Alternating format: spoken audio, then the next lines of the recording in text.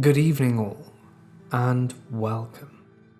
Tonight we are going into the world of creepers, so I hope you enjoy, as well as the pleasure of being accompanied here by my wife, who narrates scary stories in Spanish on a channel called Nocturna. If any of you are interested, there's a link in the description and at the end. But for now, it's time to get comfortable and let the darkness take control. I met him about 4 years ago, in the summer before going into grade 11.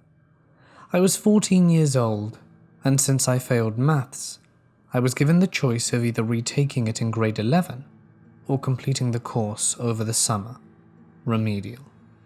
I chose to go to summer school, and my class was 3 hours. At the end of the day, I would wait by the bus stop, which was right beside the school, for what felt like half an hour. I saw different bus drivers when I first attended this particular school, but that changed once I met one who stood out to me. Not because of his looks, but rather because he would always try to talk to me. I'm going to refer to him as X, because I never knew his name.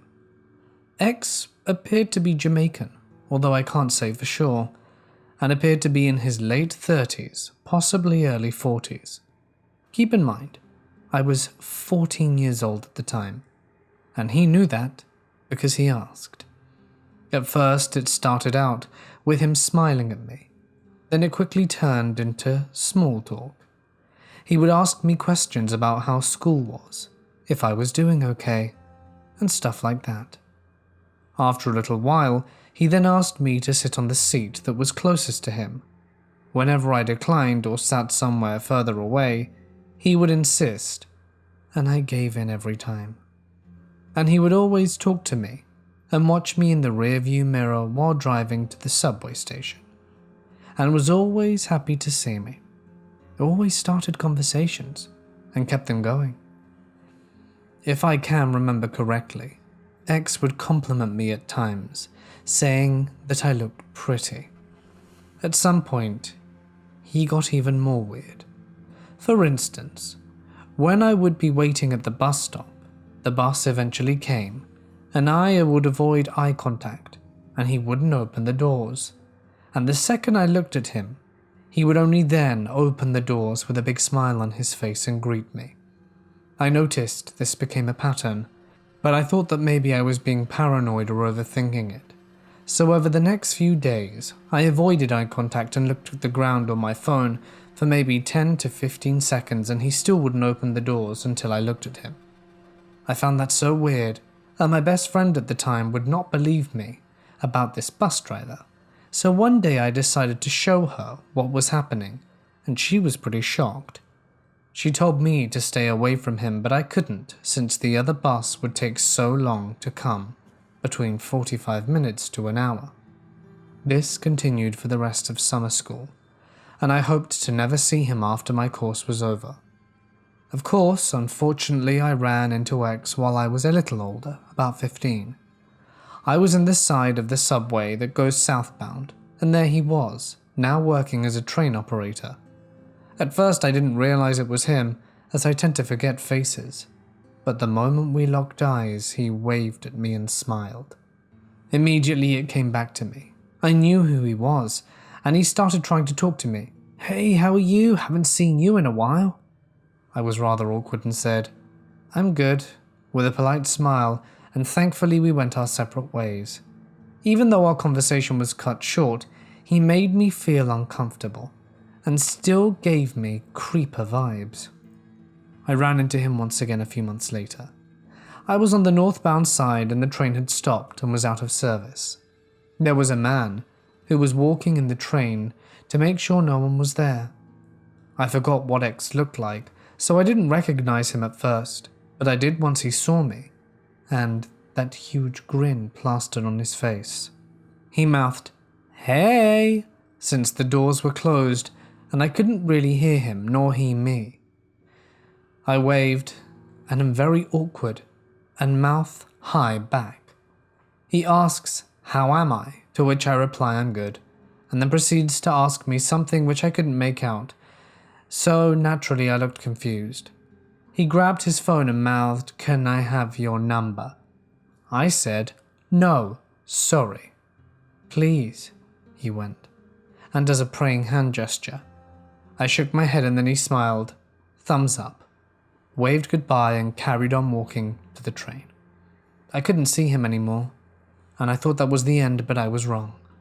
He came back to where I was again, made a heart with his hands and then blew me a kiss and walked away, and returned 2 seconds later to blow me another one. I was pretty shaken up about it. I may not remember his face, but I will always recognize that smile and the way he goes, "Hey." So to the creepy bus driver and now train operator who asked an underage girl for her number and blew her kisses on the subway, please realize you are incredibly inappropriate, and let's never meet again. I met this man 3 times, and each time it was incredibly more uncomfortable. Imagine a man in his late 30s, tall, skinny, short brown hair. I think some facial hair too. Anyway, the first time I saw him, I was there, but I wasn't his target. It happened when I went back from school later than usual, and the metro was fairly empty. The first time I saw him, he was following around this couple. They were both adults, and the guy in the couple was pretty big, thankfully, walking from one end of the metro train to the other. They were obviously trying to get away from him, but this guy was weird. He had crazy eyes affixed on both of them, and just following them around, not saying anything, grinning. I only caught a glimpse of this, but the couple was visibly uncomfortable with this guy, and he was not giving up. I remember thinking, thank God he didn't stop for me, since I was alone, and no one was really around aside from those two. I swear, I think I jinxed myself. The second time I saw him, I was in the subway again, going to school. You know that creepy-ass thing when you're holding the bar and then the person above lowers their hand on top of yours? Yeah. At first, I thought it was an accident, so I lowered my hand, but he moved it again back on top of mine. I had my head down looking at my phone, I think, so when I looked up, he was right in my face, way too close to me. He was just staring at me, straight in the eye.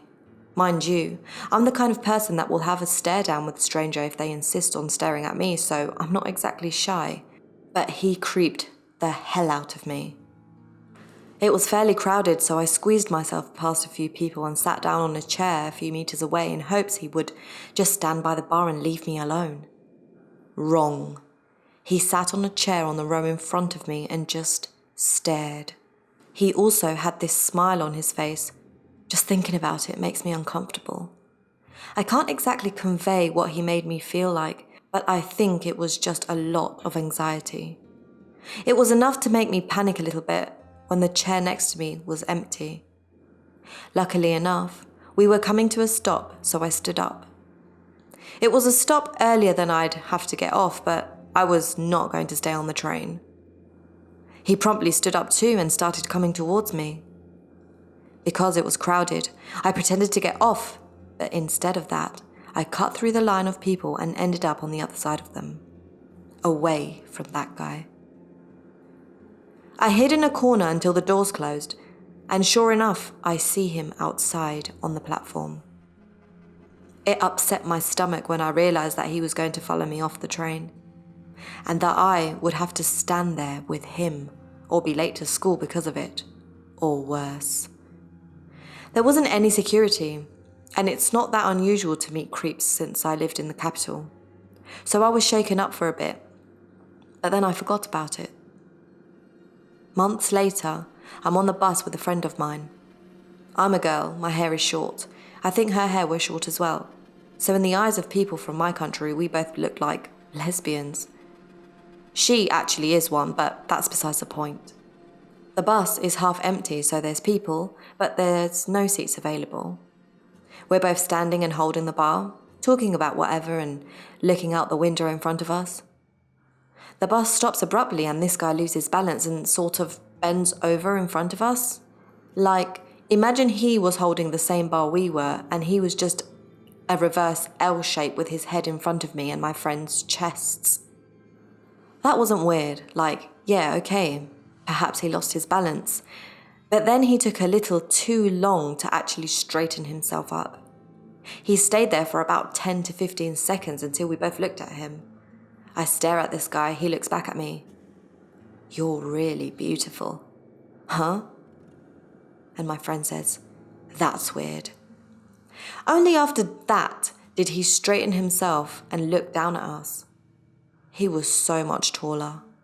He did not appreciate my friend's comment and he became a frowny man. It was our signal to move along the bus, away from him. That, and the fact that he started saying stuff to us. I can't remember exactly what it was, but it was along the lines of, "What's your bloody problem? Can't I just compliment a nice girl?" It was only after, when we went to the front of the bus, that I finally realised that it was the same guy from the subway. If it hadn't been months, I would have suspected he had stalked me. But because it was in the same area-ish that I would get off the metro, I assumed he would just harass anyone he found. After we went to the front of the bus, he let loose.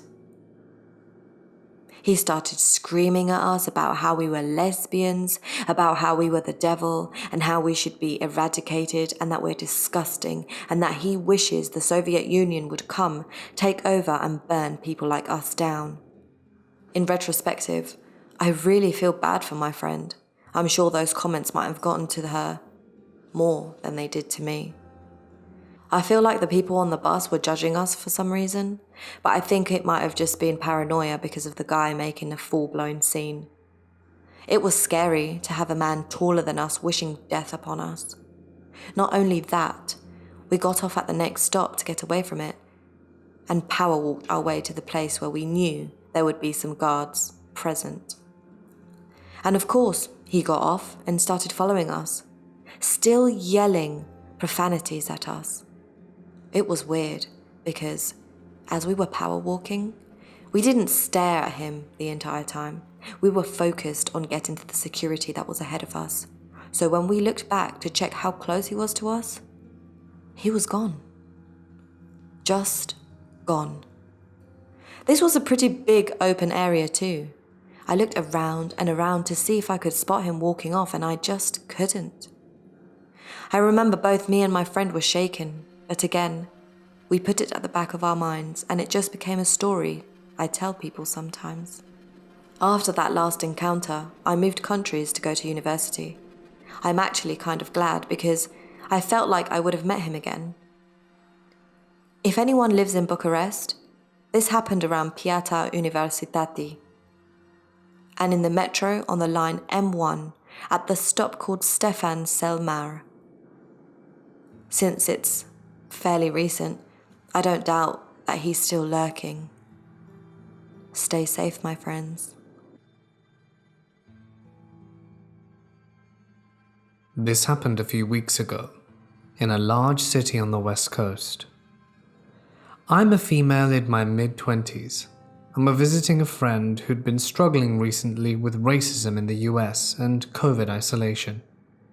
Due to his aggravated anxiety, he often wasn't sleeping at night, so he took a lot of very necessary naps during the day, often 3 to 4 hours at a time. It was getting late during one of his naps, so I ordered food delivery for our dinner. With the delivery person approaching, I tried to get off the couch with him as silently as possible, put my sneakers and mask on and walked out the door.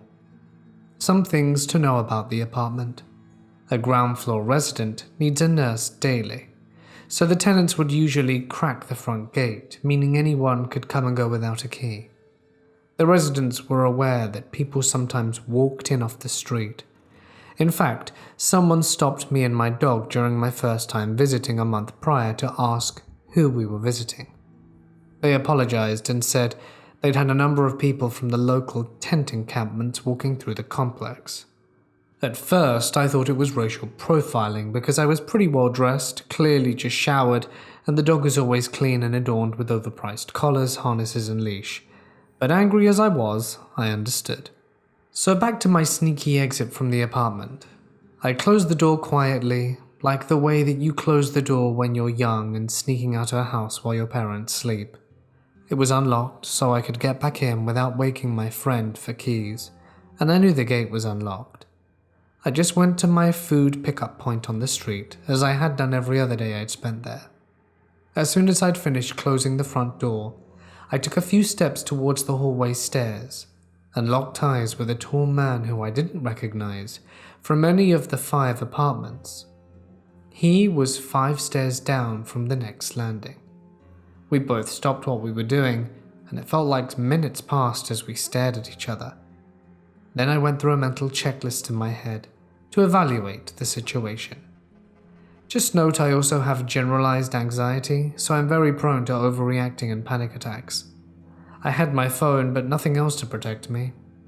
This man was significantly taller than I, which doesn't happen often because I'm nearly 6 foot, and he seemed to have been interrupted in the middle of something. Immediately, he shifted his hands when he saw me. I knew I had enough time to go back in the door, because thankfully I hadn't locked it, but I also knew that it would involve me waking up my friend to tell him. We might both end up having panic attacks, rendering us both useless and adding to his already maxed out emotional capacity. Out of fear of angering this rando in the hall, I didn't want to give off the impression that I'd profiled him like I'd just recently experienced, even though he was clearly out of place, and I didn't want to anger a junkie trying to get his fix. Plus, coming from a city with a large homeless population, I knew how detrimentally an emergency call would be for a large, black, seemingly homeless man. So what did I decide to do? Maybe the dumbest thing I've ever done. "Oh hey, almost didn't see you there," I said. The guy responds back, "Are you partying?" He said it eagerly, but he had a sinister, or perhaps opportunistic, off-putting tone. And he looked me up and down, either to undress me with his eyes or size me up. But either way was a chilling stare nonetheless. So now my heart was beating 1,000,000 miles a minute, as I could recognize that he was on something. And I know enough about drugs to know that high people can be wildly unpredictable at times.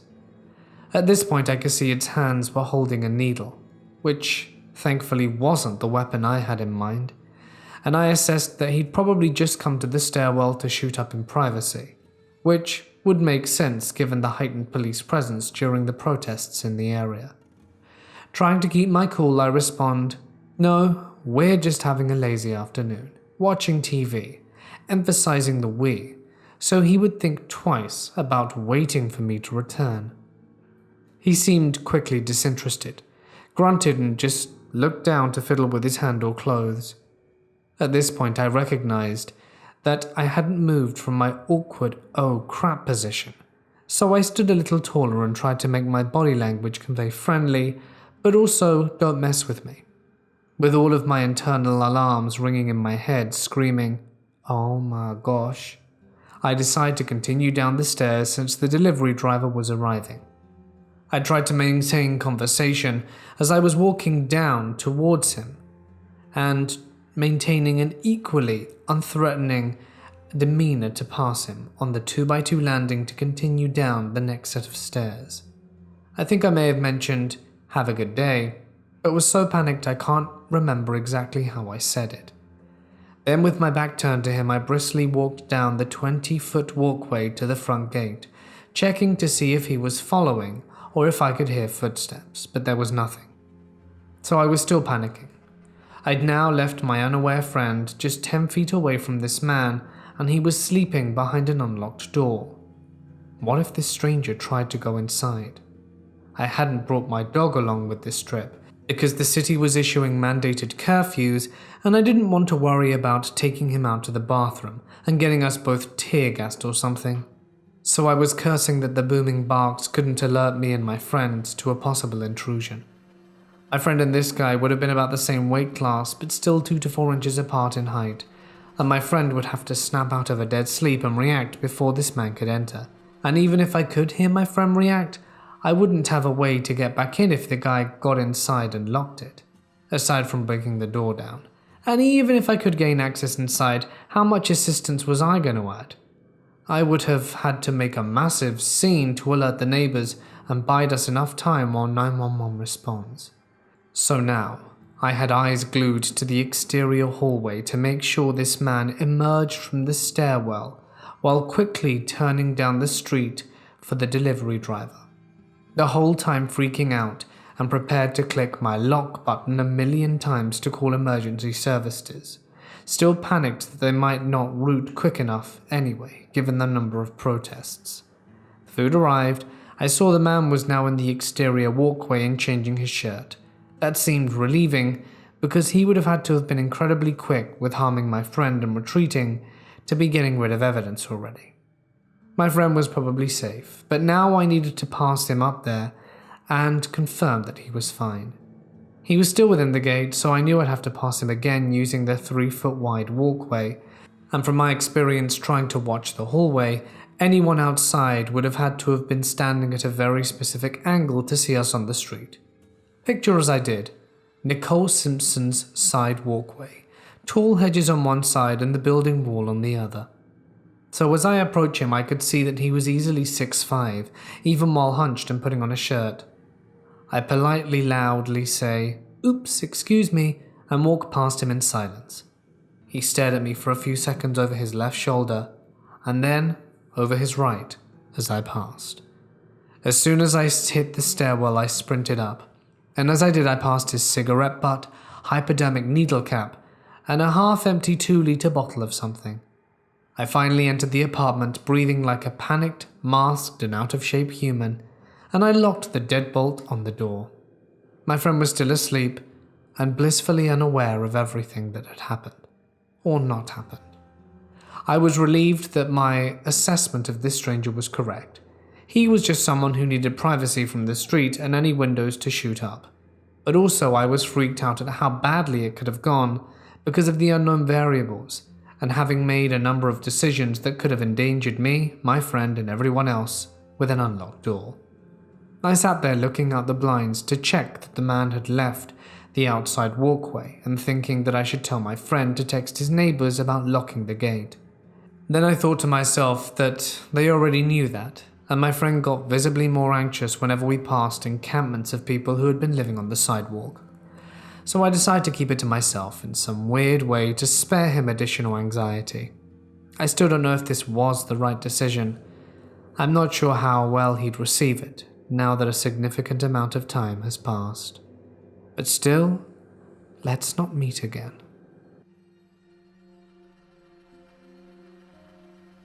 This happened to me 4 years ago. At the time, I was 17 years old, and I had been offered a job at a classmate's mum's mini market. Here in my country, I'm in South America for context, those are pretty common and sell everything from frozen food to bathroom necessities. Usually, people will build a tiny separate building next to their houses for it and work the store themselves. Every condo or village. These seem to mean something entirely different here. Every condo or village, which seem to mean something entirely different here, has one of these mini markets in every main street.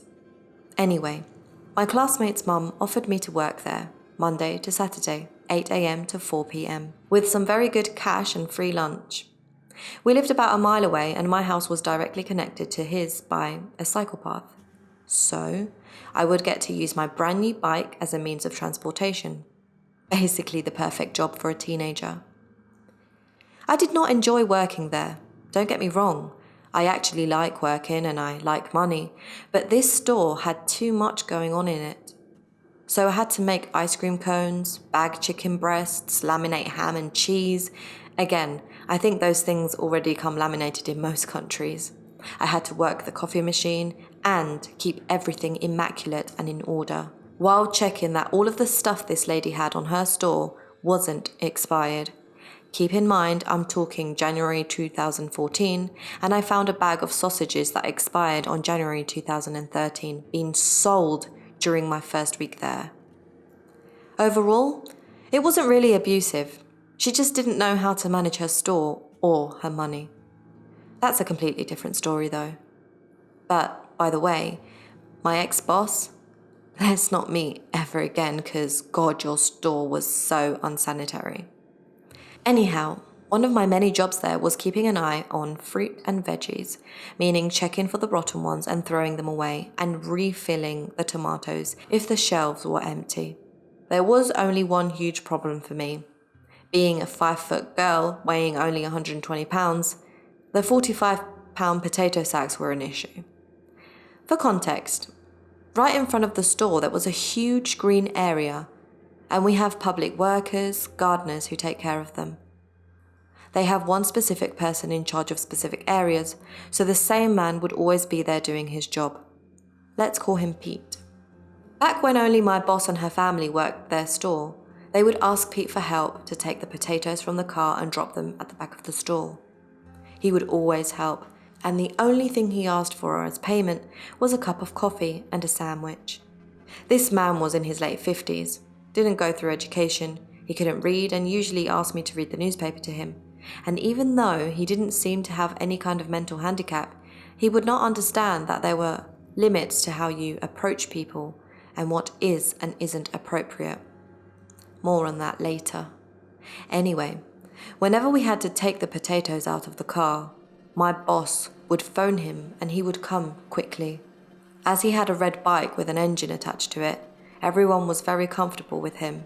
He was just an old man who helped with the heavier duties and asked for very little in return.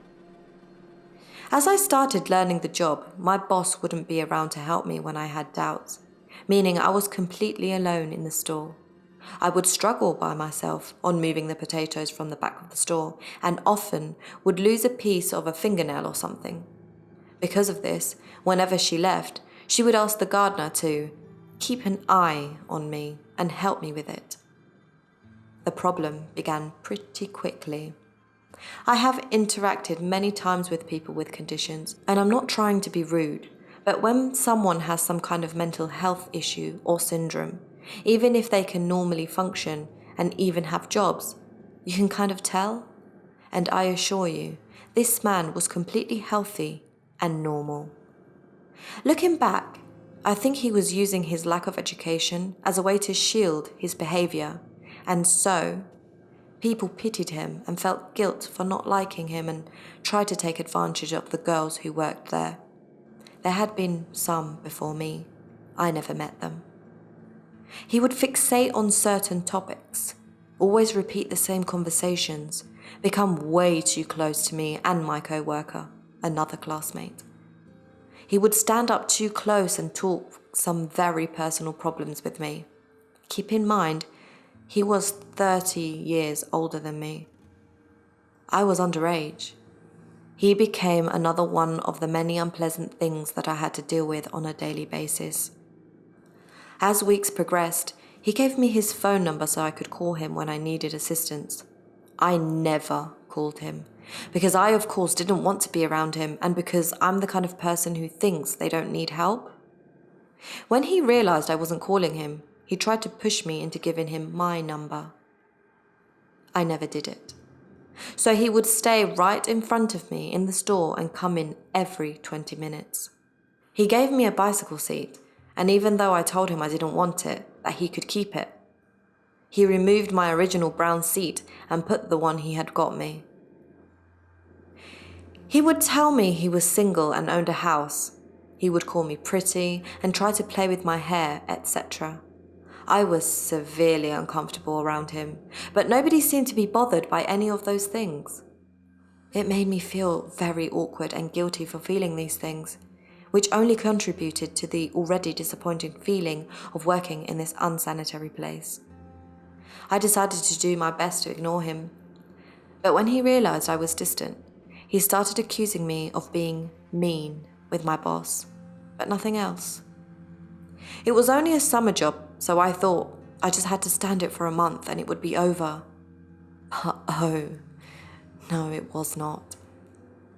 One good day, 2 weeks before I had to leave, he tells me he is in love with me. Dead serious too. I was 17, and I had no experience with love and such. I had never had anyone tell me something like that. Usually, I'm a very short-tempered person and snap easily, and could have told him to stop messing around with me. But this just left me speechless. He had already been flirting with me for 2 months, even though I was underage. He had given me presents. I had seen him lift 2 potato sacks on one shoulder, and he could certainly do as he pleased with me. I started to sweat. I was feeling violated, even when he wasn't trying to approach me. But he just stared so deeply into my eyes that it was clear he was trying to make me feel inferior. I didn't know what to do, and he wasn't leaving the store. My boss arrived like 10 minutes after this, so he started chatting with her.